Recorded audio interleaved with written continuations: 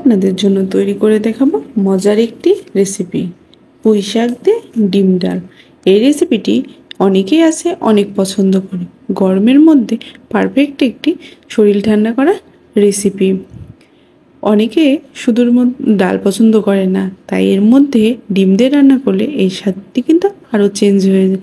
তবে চলুন রেসিপিতে চলে যাই। এই জন্য আগে থেকে পরিষ্কার করে ধুয়ে আমি 1 কাপ মুসুরির ডাল নিয়ে নিয়েছি।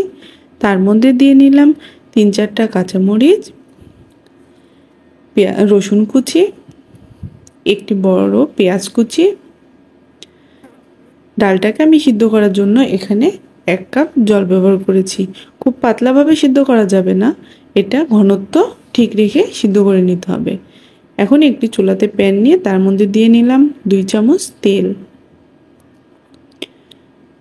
তেলের মধ্যে আমি এখন ডিমটি ভেজে নেব। এই জন্য আমি এখানে নিয়েছি একটি ডিম, দিয়ে নিলাম 1/3 চামচ লবণ, হলুদ, মরিচের গুঁড়া। সবগুলো ভালো করে মিশিয়ে আমি কিন্তু এখানে ভালো করে ভেজে নেব ডিমটাকে। একটি ডিম দিয়েই কী করে মজাদার একটি রেসিপি তৈরি করা যায় সেটাই আজকে আপনাদের দেখাবো। ডিমটা আমি উল্টিয়ে পাল্টিয়ে ভালো করে ভেজে নেব যেন কাঁচা গন্ধটা না থাকে।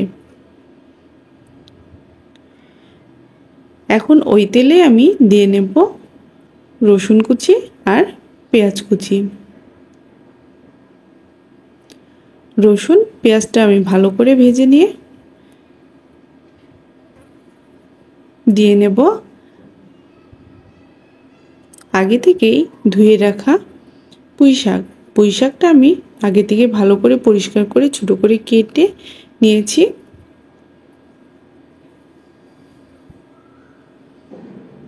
আমি পুঁই শাকগুলো দিয়ে নিলাম। এই রেসিপিটা আপনারা বাড়িতে একবার হলেও ট্রাই করে দেখবেন, অনেক মজাদার একটি রেসিপি। শাক বা ডাল অনেক সময় ছোট বাচ্চারা খেতে চায় না, তাদেরকে যদি এভাবে ডিম দিয়ে রান্না করে দেওয়া যায় তাহলে তারা কিন্তু অনায়াসে খেয়ে নেবে এবং অনেক পছন্দও করবে। এখানে দিয়ে নিলাম 1/2 চামচ লবণ, 1/2 চামচ হলুদ গুঁড়ো। হলুদ আর লবণটি আমি ভালো করে এখন শাকের সাথে মিশিয়ে নিচ্ছি।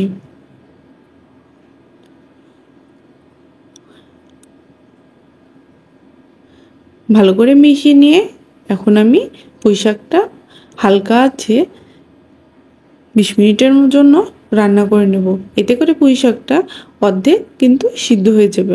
আর এখানে কোনো এক্সট্রা জল আমি ব্যবহার করব না, যেহেতু শাক থেকে অনেক পরিমাণে জল বের হয়, এই কারণে শাকটা সিদ্ধ হতে বেশি এক্সট্রা জল লাগবে না। ভালো করে আমি উল্টিয়ে পাল্টিয়ে আরেকবার ভেজে নিচ্ছি। এতে করে পুঁই শাকের যে একটি হালকা গন্ধ থাকে এটি চলে যাবে। পুঁই শাকের মধ্যে এখন আমি দিয়ে নেব আগে থেকেই যে ডালটি সিদ্ধ করে রেখেছিলাম সেই ডালটি। ডাল আর পুঁই শাক ভালো করে মিশিয়ে নিব। এই রান্নাতে কিন্তু একদম তেল মশলা কম ব্যবহার করা হয়েছে, যা আমাদের স্বাস্থ্যের জন্য অনেকটাই ভালো। পুঁই শাকও কিন্তু আমাদের শরীরের জন্য অনেক উপকারী একটি খাবার। আমি এখানে 1 কাপের মতো জল ব্যবহার করেছি। পরিমাণ অনুযায়ী আপনারা আপনাদের ব্যবহার করতে পারেন। এখানে ঝোলটা কত পরিমাণে রাখবেন সেই অনুসারে এই এক্সট্রা জল ব্যবহার করতে হবে।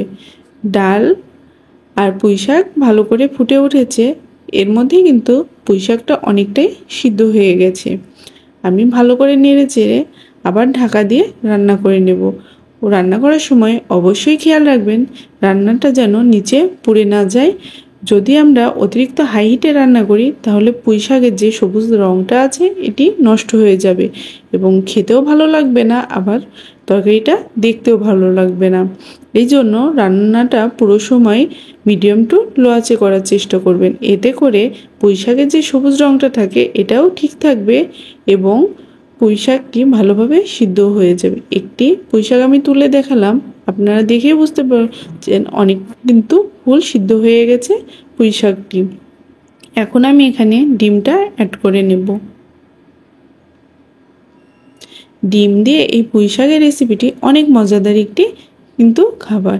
আমার এই রেসিপিটি যদি আপনারা ফেসবুক পেজ থেকে দেখে থাকেন অবশ্যই আমার পেজটি লাইক করবেন, ফলো দিবেন এবং বেশি বেশি করে শেয়ার করবেন।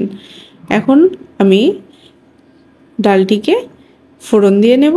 এই জন্য এখানে দিয়ে নিচ্ছি 2 চামচ তেল, তার মধ্যে দিয়ে নিলাম 2টি শুকনো মরিচ। শুকনো মরিচটি ভালো করে নেড়েচেড়ে একটু লালচে হওয়া পর্যন্ত ভেজে নেব।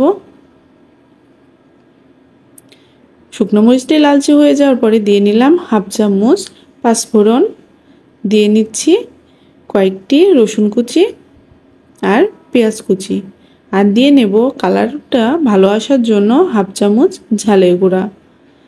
সবগুলো আমি ভালো করে তেলে নেড়েচেড়ে এখন ডালটি দিয়ে নিলাম। কতটা মজাদার হয়েছে আপনারা কিন্তু এখানে খেয়াল করলে বুঝতে পারবেন।